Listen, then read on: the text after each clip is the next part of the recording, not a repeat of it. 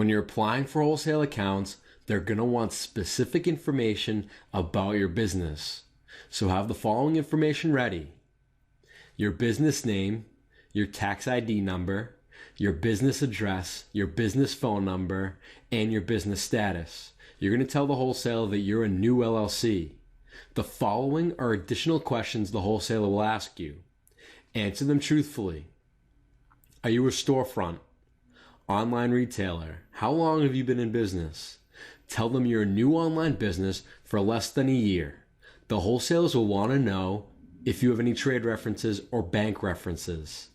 Considering you don't have any of these yet because you're a new business, tell the wholesaler that you'll pay upfront for every order. Once you set up a wholesale account, you can begin to ask questions, such as how soon after I place an order does the order ship? And do you do overnight shipping?